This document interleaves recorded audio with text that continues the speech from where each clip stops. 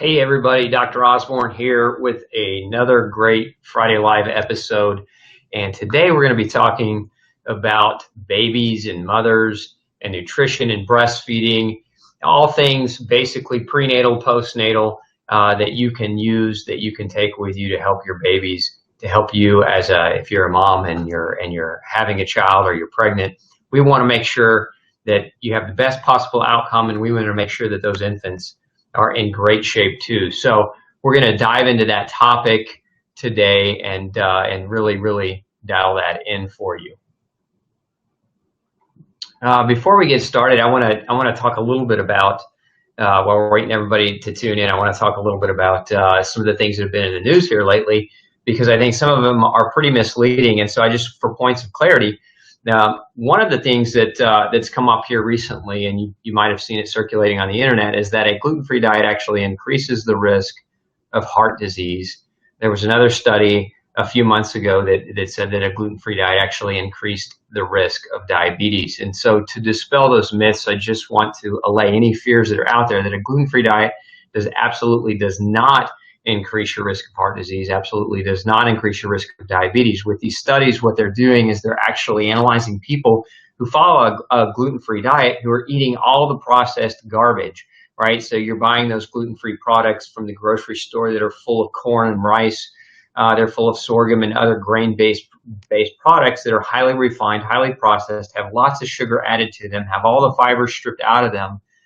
And so it's important to delineate the difference. Following a gluten-free diet, gluten-free doesn't mean healthy.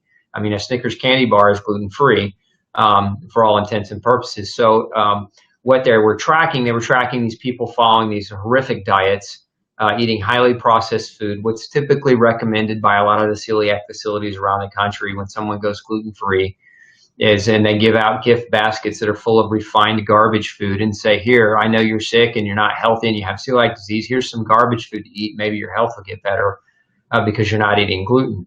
So you got to understand that the first rule of nutrition is very simple. You can't get healthy eating food that's not healthy. And so a gluten-free diet does not delineate good health. A healthy gluten-free diet is going to consist of a grain-free diet, meaning no wheat, barley, rye, no oats, no corn, no rice, no sorghum, no millet, no teff, no triticale, none of those things. But the other thing that a healthy gluten-free diet is going to include lots of vegetables. It's going to include nuts. It's going to include organic, grass-fed, wild-caught types of meats. So again, it's going to include real foods. It's going to include whole foods. It's not going to include all the garbage that you might find in the gluten-free aisle in the grocery store. So let's dive in. Let's talk a little bit about babies and nutrition. Again, real quickly before I do, Natalie is saying she can't hear. If you guys would just chime in for me, let me know. Can you hear me? Yes or no? Just type it in the comment box. And that way I can make sure that the audio is coming in loud and clear for everyone, and I'm not just having a conversation with myself. So just click in yes if you can hear me. That way I know that you're there. The other thing I'd like you to do is hit the share button so that we can get this message and this information out to more people, and hit the like button for me as well. Again, the more you like it, the more you share it, the more people find it, the more people we can help, and that's what it's really all about at the end of the day. So let's talk a little bit about moms. Let's talk a little bit about the nutrition that's required during a traditional or typical pregnancy. So one of the things that we're always concerned about with women who are pregnant is their nutritional status. And there are a few things that have been really well studied that can lead to deficiencies, nutritional deficiencies that can actually lead to big problems in the pregnancy itself. In essence, how the baby forms and how the baby matures in the womb, in utero, and then also when the baby's born, some nutrients that can affect children. So number one nutrient deficiency, most commonly discussed, and even the OB-GYNs will discuss this one, is folate. Now, I want to be real clear. Folate is not the same thing as folic acid. And what a lot of prenatal vitamins contain, these over-the-counter or prescriptive prenatals contain folic acid, which is synthetic folate, which actually increases your risk of cancer. So if you've been prescribed a prenatal with folic acid, I would caution you, because that particular type of synthetic B vitamin is not going to do you any favors. Now, folate deficiency during pregnancy can increase the risk of something called a neural tube defect. This is a defect in the formation of something called the neural tube and the neural crest in babies. So babies can be born with diseases like a spina bifida, which some of them are very mild and there's not much of a risk or an issue in their health, but some of them can be quite severe and cause evisceration of neural tissue out of the spinal cord. And that, of course, that can be a dangerous scenario and create a lot of problems. So having adequate folate in the diet is very important for pregnant women to help the baby mature appropriately. And it's important that it isn't folic acid that you're supplementing with.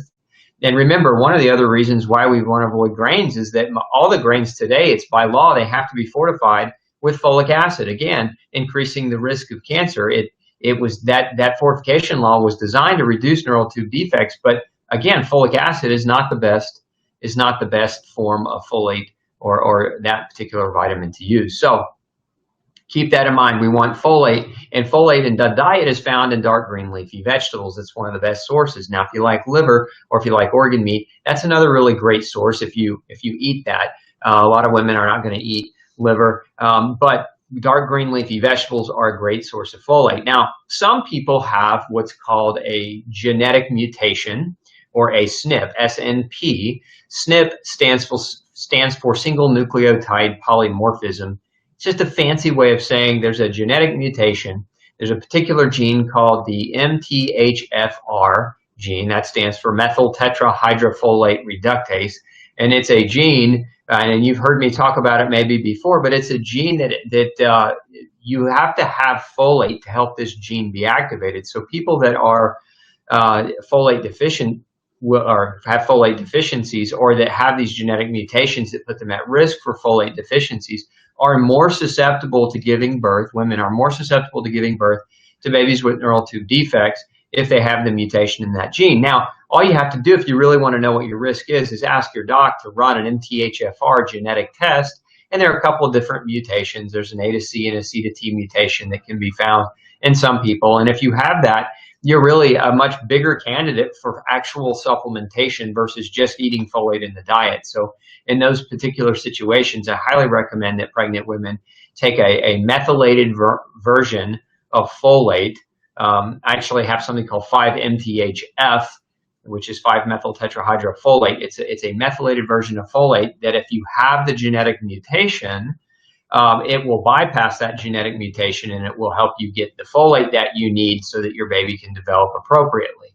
And if you're taking a multivitamin or a prenatal vitamin, make sure, don't look for one with folic acid in it, look for one with methyl folate in it, or 5-MTHF. It's a particular type of folate that you want to make sure that you're getting, and not the folic acid version. So folate is probably the most well-studied, one of the most commonly talked about nutritional deficiencies of pregnancy. But I want to go back in time even further, because probably one of the more prominent deficiencies that I see is zinc.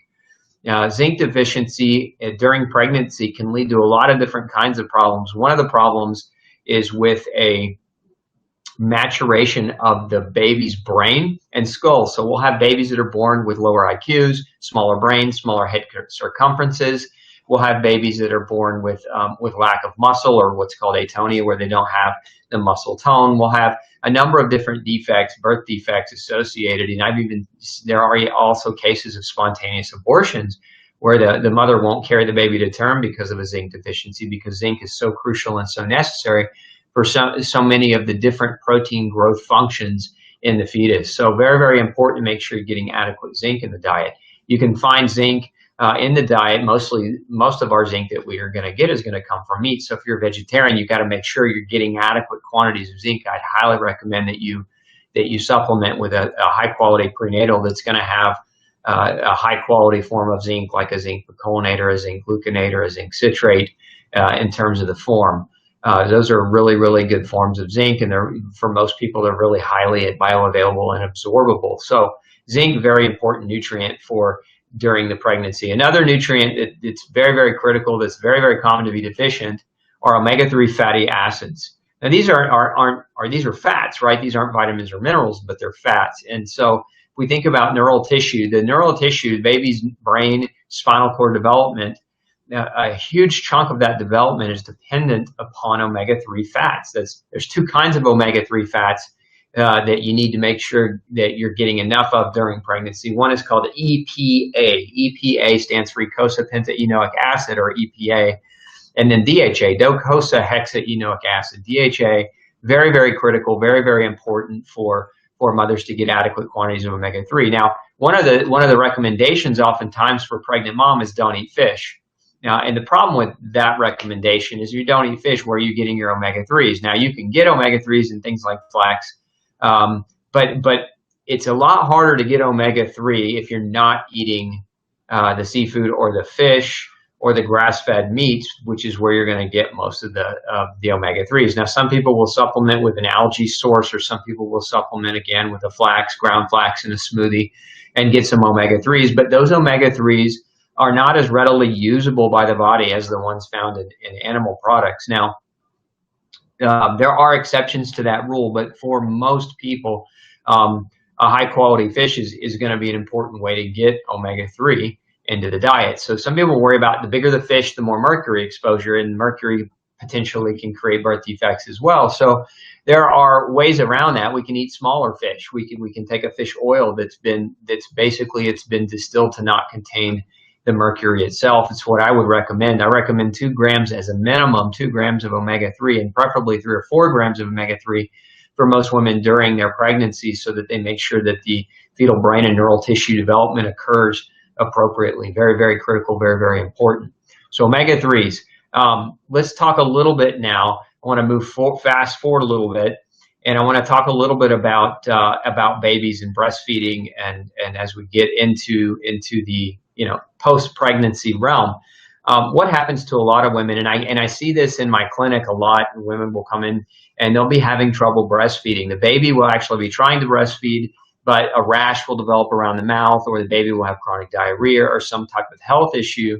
And so then the doctor, the pediatrician, or the doctor for the mother will make the observation or make the suggestion that somehow the baby is allergic to the breast milk. Now, nothing could be more ridiculous than a baby being allergic to mom's breast milk. So I want to say that because it's super important that you understand that the absolute best food for any newborn baby is breast milk. And there's no such thing as breast milk allergy. Now, on that note, there is such thing as a mom eating foods that the baby is allergic to, and that coming through, some of those proteins coming through in the breast milk. So this is where it's really important to don't assume allergy to breast milk, assume allergy to food in mom's diet. And then as mom, you got to go back, and it's very smart to kind of be observant as to what you're eating and how that's going to affect your baby. So some babies will develop colic after breastfeeding. So, the fussiness and the chronic burping and the chronic gas.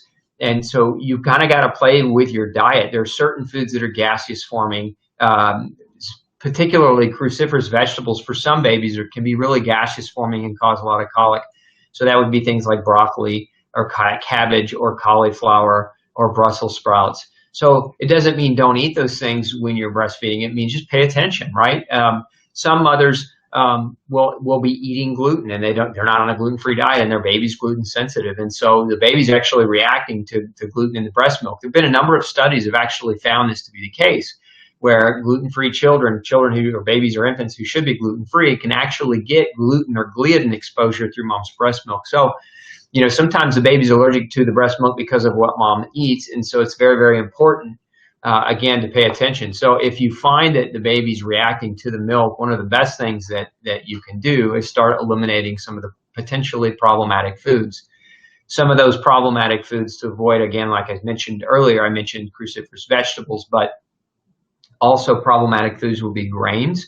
And then really the biggest problematic foods aren't foods at all. It's sugar, high fructose corn syrup, genetically modified ingredients, pesticides, and other what I would call non-food items that are sometimes considered food. So food preservatives like BHA or BHT, butylated hydroxytoluene, which is a common antioxidant food additive, which is a chemical.